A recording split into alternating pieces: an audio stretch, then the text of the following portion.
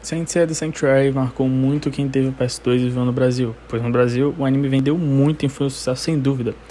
Nesse Let's Talk irei falar sobre o game Saint Seiya The Sanctuary, lançado para PS2 no dia 7 de abril de 2005. Let's Talk é um quadro que eu pego diversos jogos de preferência de gerações passadas e faço uma análise do game. E nesse vídeo os tópicos sobre o game serão jogabilidade, gráficos, é claro, para a época, diversão, história e extras nerd, principalmente quando o assunto é um anime. Tudo nesse vídeo é opinião do narrador, vulgo eu. Então, por favor, respeite e me diga o que acha sobre o game e sobre o anime. Jogabilidade. Saint Seiya Sanctuary é um jogo simples, que segue o estilo de luta em 3D, porém tem peculiaridades. Ele é um jogo mais calmo e necessita de atenção, até porque um erro e você pode perder muito a sua vida ou até mesmo perder a partida. No jogo você pode dar golpes fracos, fortes e especial, defender, esquivar, carregar o Cosmo, que é como se fosse sua barra de energia, e em alguns cenários bônus se movimentar pelo mapa. O jogo possui 21 personagens, todo tem seus próprios ataques, combos e golpes especiais.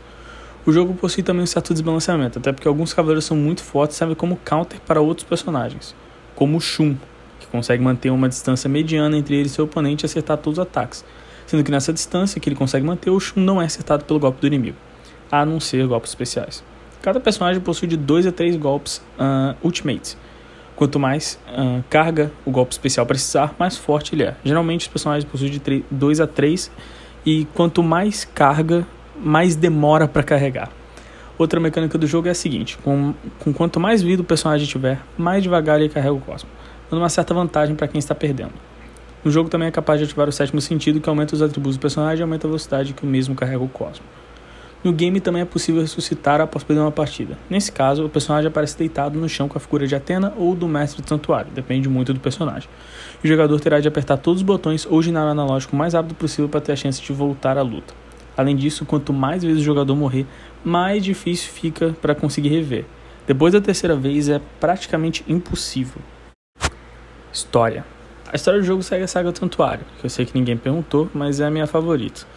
Quando Athena e seus cavaleiros chegam ao santuário, Athena é atingido com uma flecha no peito por um cavaleiro. E o único jeito de salvar Athena é apontar o escudo da estátua de Athena que tem no santuário para ela. Com isso, fazendo com que Athena volte à vida. Porém, tudo isso tem que ser feito em 12 horas. Ao contrário, Athena morrerá. Para chegar à estátua, os cavaleiros Seiya de Pegasus, Shiryu de Dragão, Yoga de Cisne, Shun de Andrômeda e Ikki de Fênix terão de passar pelos 12 cavaleiros do santuário, cada um representado por um signo do zodíaco. Todas as lutas são feitas no modo que eu comentei. Durante alguns capítulos, o jogador também jogará com os cavaleiros a caminho das casas do Zodíaco. Nesse caso, o jogador controlará o cavaleiro em cenário que ele tem de derrotar vários cavaleiros menores e mais fracos, porém com todas as mecânicas do jogo de luta. Essas fases têm tempo para serem completadas e você tem uma oportunidade apenas, sem chance de continuar. Essas fases bônus parecem com as fases do game Saint Seiya Senki, o primeiro jogo dos cavaleiros lançado para o PS3. Após finalizar o modo história de uma vez, o jogador poderá rejogá-lo, pois alguns capítulos novos serão adicionados. Assim, o jogador poderá desbloquear novos personagens.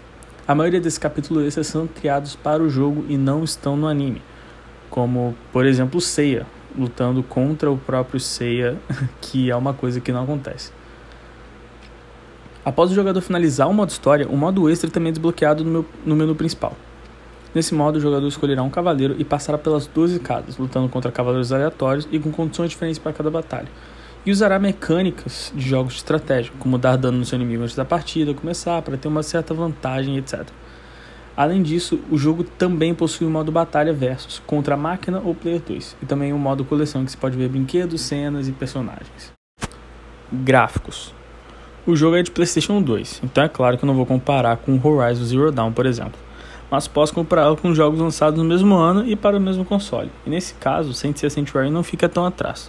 Seus gráficos são bonitos e, de certa forma, diferenciados. As armaduras são bonitas e brilhantes, e os cenários também. Porém, o jogo não pega o máximo do PS2. Mesmo assim, os gráficos são bonitos. O jogo não é nenhum God of War, por exemplo, mas os gráficos sim, são bem diferenciados, na minha opinião. E conseguem fazer um bom uso do sistema do PS2. Mas, é claro, poderia ter sido melhor. Diversão.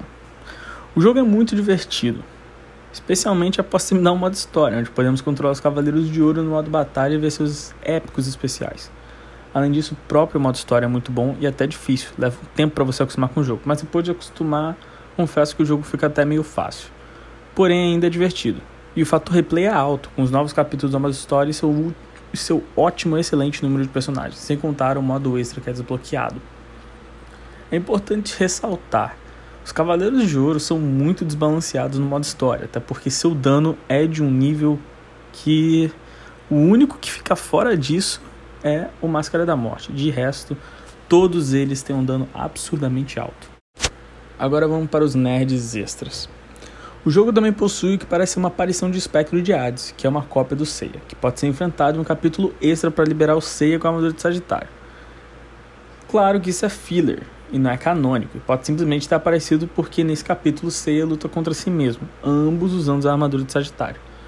O inimigo usa uma versão da armadura de Sagitário negra, como os Cavaleiros de Ouro que venderam sua alma na saga de Hades, para o próprio Hades.